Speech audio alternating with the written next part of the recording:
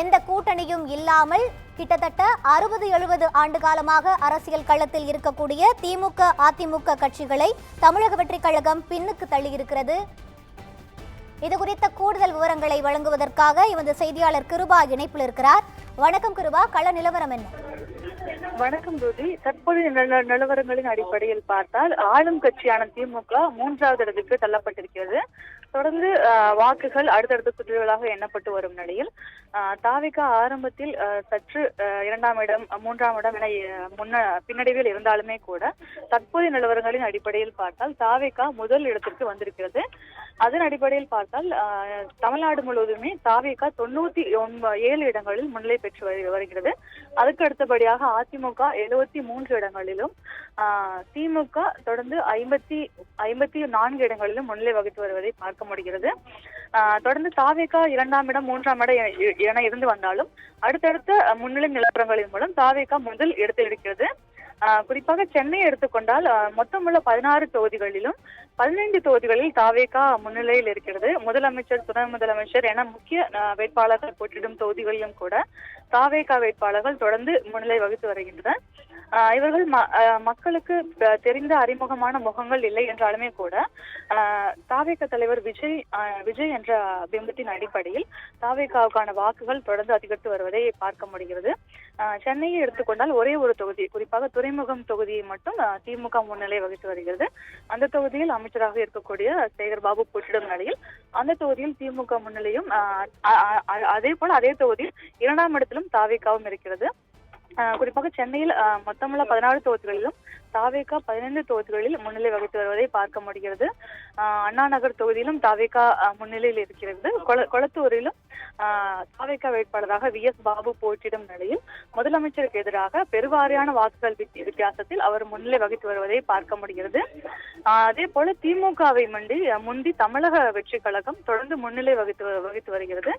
50க்கும் அதிகமான இடங்களில் தமிழக வெற்றி கழகம் முன்னிலையில் உள்ள நிலையில் திமுக 50 இடங்களில் மட்டுமே முன்னிலையில் இருப்பதை பார்க்க முடிகிறது. இதில் இன்னும் மோசமாக அதிமுக 30 இடங்களில் மட்டும்தான் முன்னிலையில் இருக்கிறது. மொத்தமாக எடுத்துக்கொண்டால் வடசென்னையிலும் கூட தாவேகா முன்னிலையில் இருந்து வருவதை பார்க்க முடிகிறது. வில்லிவாக்கத்தில் தாவேகா வேட்பாளரான ஆதவ் அர்ஜுனா திமுக வேட்பாளரான கார்த்திக் மோகனை பின்தள்ளி அவர் முன்னிலை வகித்து வருகிறார். இருவருக்கும் இடையேயான வாக்கு வித்தியாசம் 500 முதல் 1000 என்ற வாக்கு வித்தியாசத்தின் அடிப்படையில் இந்த போட்டியானது நிலவு வருகிறது. இருப்பினும் அந்த தொகுதியில் ஆதவ் அர்ஜுனா தொடர்ந்து முன்னிலை வகித்து வருவதை பார்க்க முடிகிறது. எழும்பூர் தொகுதியை எடுத்துக்கொண்டால் தாவேகா வேட்பாளரான ராஜ்மோகன் முன்னிலை வகித்து வருகிறார். அந்த தொகுதியில் திமுக வேட்பாளராக களமிறக்கப்பட்டுள்ள தமிழன் பிரசன்னா பின்னடைவை சந்தித்திருப்பதை பார்க்க முடிகிறது. இதே போல வேளச்சேரி தொகுதியிலும் காங்கிரஸ் வேட்பாளரை பின்தள்ளி தாவேகா வேட்பாளர் முன்னிலையில் உள்ளார். மயிலாப்பூர், 1000 விளக்கு, அண்ணா நகர் உள்ளிட்ட தொகுதிகளிலும் தாவேகா முக்கியமாக முன்னிலை பெற்று வருகிறது. இதில் தாவேகா தலைவர் விஜய் போட்டியிடும் பெரம்பூர் தொகுதியில் தொடர்ந்து வாக்கு எண்ணிக்கை தொடங்கியதிலிருந்தே விஜய் முன்னிலையில் இருந்து வருவதை நம்மால் பார்க்க முடிகிறது. அந்த தொகுதியில் திமுக வேட்பாளராக களமிறக்கப்பட்டுள்ள VS பாபு தொடர்ந்து பின்னடைவை சந்தித்து வருகிறார். RD சேகர் தொடர்ந்து பின்னடைவை சந்தித்து வருகிறார். இதே போல திருவிக நகர் தொகுதியை எடுத்துக்கொண்டால் அந்த தொகுதியில் பொற்கொடி ஆம்ஸ்ட்ராங் அதிமுக சார்பில் போட்டியிடும் நிலையில் அந்த தொகுதியில் அவரும் பின்னடைவை சந்தித்து வருகிறார். அதே தொகுதியில் தாவேகாவானது முன்னிலை பெற்று வருகிறது. அமைச்சர்கள் போட்டியிடும் முக்கிய தொகுதிகளிலும் கூட தாவேகா முன்னிலை பெற்றிருக்கிறது. சைதாப்பேட்டை தொகுதியில் அமைச்சர் மா சுப்பிரமணியனுக்கு எதிராக தாவேகா முன்னிலை பெற்று வருகிறது. தியாகராய நகரிலும் தாவேகா வேட்பாளரான ஆனந்த் தொடர்ந்து முன்னிலை பெற்று வருகிறார். இந்த தாவேகா திமுக இடையே சென்னையில் போட்டி நிலவும் நிலையில் வாக்கு வித்தியாசம் என்பது குறைந்த அளவிலேயே இருப்பதாக சொல்லப்படுகிறது. ஒரு சில இடங்களில் தவிர முதலமைச்சர் ஸ்டாலின் போட்டியிடும் ஒரு சில தொகுதிகளை தவிர பெருவாரியான தொகுதிகளில் வாக்கு வித்தியாசம் மிக குறைவாக இருப்பதாக பார்க்கப்படுகிறது. இதில் தமிழகத்தில் எடுத்துக்கொண்டால் தூத்துக்குடி தொகுதியில் அமைச்சர் கீதா ஜீவன் 3000 வாக்கு வித்தியாசத்தில் தாவேகாவை விட பின்னடைவை சந்தித்திருக்கிறார். இதே போல தொடர்ந்து விருதாச்சலம் தொகுதியில் தேமுதிக பொதுச் செயலாளர் பிரேமலதா பின்னடைவை சந்தித்திருக்கிறார். தமிழகம் மட்டுமல்லாது புதுச்சேரியிலும் வாக்கு எண்ணிக்கை நடைபெற்று வரும் நிலையில் புதுச்சேரியில் தாவேகா 4 இடங்களில் முன்னிலை வகித்து வருவதை பார்க்க முடிகிறது. தற்போதைய நிலவரங்களின் அடிப்படையில் எடுத்துக்கொண்டால் தாவேகாவானது 100 இடங்களில் முன்னிலை பெற்று வருவதாக தெரிகிறது. இதில் மொத்தமாக பார்த்துக் கொண்டால் தாவேகா முதல் இடத்தில் தொடர்ந்து இருந்து வருவதை அறிய முடிகிறது. இன்னும் 118 120 என்ற அடிப்படையில் தாவேகா முன்னிலை வகித்து வந்தால் இந்த தேர்தலுக்கு தேவையான பெரும்பான்மையான வாக்குகளின் அடிப்படையில் தாவேகா முன்னிலை வகிக்கும் என்பதை காண முடிகிறது.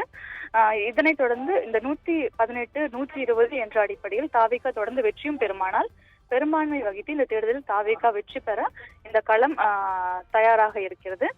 இருப்பினும் அதிமுக திமுக என அவர்கள் தரப்பிலிருந்துமே கூட தொடர்ந்து முன்னிலை நிலவரங்கள் வெளியாகி வருவதால் தாவேகா அதிமுக திமுக இடையே கடும் போட்டியானது நிலவி வருகிறது. ஏற்கனவே திமுக தாவேகா இடையே கடும் போட்டி நிலவி வந்த நிலையில் தற்போது அதிமுக 2ஆம் இடத்துக்கு வந்திருக்கிறது. இதன் அடிப்படையில் பார்த்தால் தற்போது தாவேகா அதிமுக என்ற இரு கட்சிகளுக்கும் இடையே கடும் போட்டியானது நிலவி வருகிறது.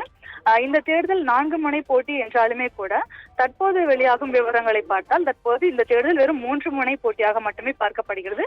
ஏனென்றால் நாம் தமிழர் கட்சி சார்பில் சீமான் உள்ளிட்டோர் களமிறக்கப்பட்டாலும் கூட இன்னும் அந்த கட்சி சார்பில் எந்த ஒரு தொகுதியிலுமே முன்னிலை நிலவரங்கள் வெளியாகாமல் இருக்கிறது. அதனால் இந்த தேர்தல் வெறும் 3 முனை போட்டியாக மட்டுமே பார்க்கப்பட்டு வருகிறது.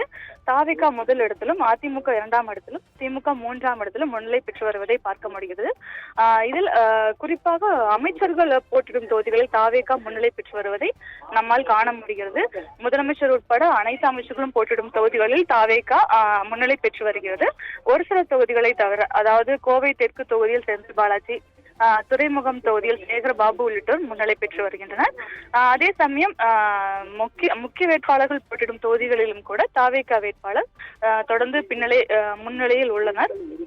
திருவண்ணாமலை தொகுதியில் எடுத்துக்கொண்டால் திமுக அமைச்சர் ஏவா வேலு பின்னடைவை சந்தித்து அங்கு தாவேகா முன்னிலையில் இருக்கிறது. தொடர்ந்து திருவண்ணாமலை தொகுதியில் ஏவா வேலு போட்டியிட்டு அங்கு வெற்றி பெற்று வரும் நிலையில் அவரது கோட்டையாக கருதப்படும் அந்த தொகுதியில் அவர் பின்னடைவை சந்தித்திருப்பது முக்கிய ஒன்றாக பார்க்கப்படுகிறது.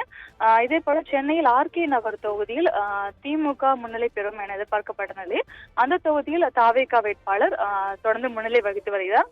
இதே போல குறிப்பிடத்தக்க முக்கிய தொகுதிகளாக பார்க்கப்படுவது திருப்பரங்குன்றம் உள்ளிட்ட தொகுதிகள். திருப்பரங்குன்றம் தொகுதியிலும் கூட தாவேகா வேட்பாளர் நிர்மல்குமார் போட்டியிட்டு அந்த தொகுதியில் தொடர்ந்து முன்னிலை வகித்து வருகிறார். தொடர்ந்து தமிழ்நாடு மட்டுமல்லாது புதுச்சேரியிலும் தாவேகா முன்னிலை வகித்து வருவதை பார்க்க முடிகிறது. அங்கு மட்டும் தாவேகா 4 முதல் 6 தொகுதிகளில் முன்னிலை வகித்து வருவதாக சொல்லப்படுகிறது. இதே போல ஒரு சில இடங்களை தவிர தாவேகா முன்னிலை வகித்து வருவதை தெரிந்து கொள்ள முடிகிறது. போடிநாயக்கனூர் தொகுதியை எடுத்துக்கொண்டால் 2வது சுற்று முடிவில் 54 வாக்குகள் அதிகம் பெற்று திமுக வேட்பாளராக ஓ பன்னீர்செல்வம் முன்னிலை வகித்து வருகிறார். அதே போல மயிலம் தொகுதியில் CV சண்முகம், ஒரத்தநாடு தொகுதியில் வைத்தியலிங்கம் ஆகியோரும் முன்னிலை வகித்து வருவதை நம்மால் காண முடிகிறது. இதே போல திமுக கூட்டணியில் உள்ள கட்சிகளும் தொடர்ந்து பின்னடைவை சந்தித்து வருவதை பார்க்க முடிகிறது. குறிப்பாக தமிழக காங்கிரஸ் தலைவரான செல்வப்பிரந்தகை போட்டியிடும் ஸ்ரீபெரும்புதூர் தொகுதியில் அவர் தற்போது தொடர்ந்து பின்னடைவை சந்தித்து வருகிறார். அதே போல விளவங்கோடு உள்ளிட்ட தொகுதிகளிலும் கூட தாவேகா 2ஆம் இடத்தை பிடித்திருக்கிறது. அந்த தொகுதியில் காங்கிரஸ் தொடர்ந்து முதலிடம் வகித்து வருகிறது. விளங்கோடு தொகுதியை எடுத்துக்கொண்டால் காங்கிரசின் கோட்டையாக கருதப்படுகிறது.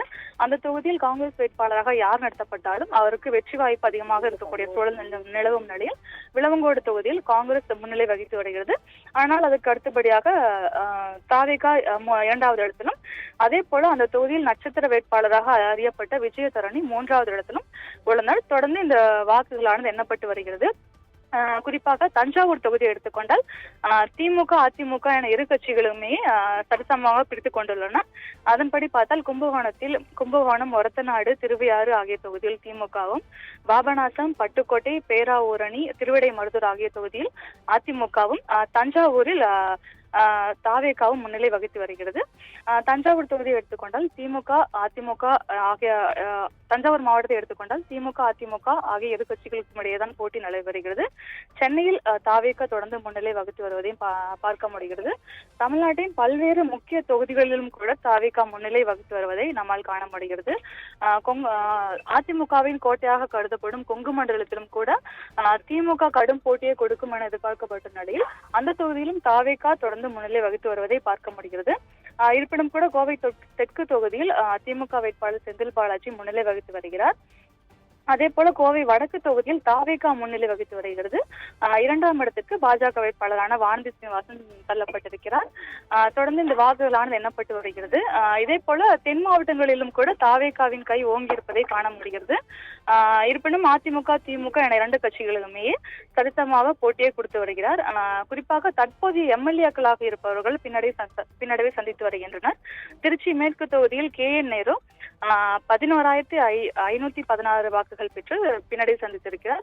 அதே போல திருச்சி கிழக்கு தொகுதியில் ஆரம்ப கட்டத்தில் முன்னிலை பெற்று வந்தாலும் திமுக வேட்பாளரான இனிகோ இருதயராஜ் தற்போது பின்னடைவை சந்தித்திருக்கிறார். ஆரம்பத்தில் வாக்குகள் எண்ணப்பட்ட போது தாவேகா வேட்பாளரான விஜய் திருச்சி கிழக்கு தொகுதியில் முன்னிலை பெற்று வந்தார். தற்போது திமுக வேட்பாளர் 2000 வாக்குகள் வித்தியாசத்தில் தொடர்ந்து பின்னடைவில் இருக்கிறார். திருவெரும்புதூர் தொகுதியை எடுத்துக்கொண்டால் திமுக அமைச்சரான அன்பில் மகேஷும் பின்னடைவை சந்தித்து வருகிறார். தொடர்ந்து இந்த வாக்குகளானது எண்ணப்பட்டு வருகிறது. இன்று மதியம் அளவில் இந்த வாக்குகளின் முடிவின் அடிப்படையில் அடுத்தடுத்த சுற்றுகளின் நிலவரம் தெரிய வரும்.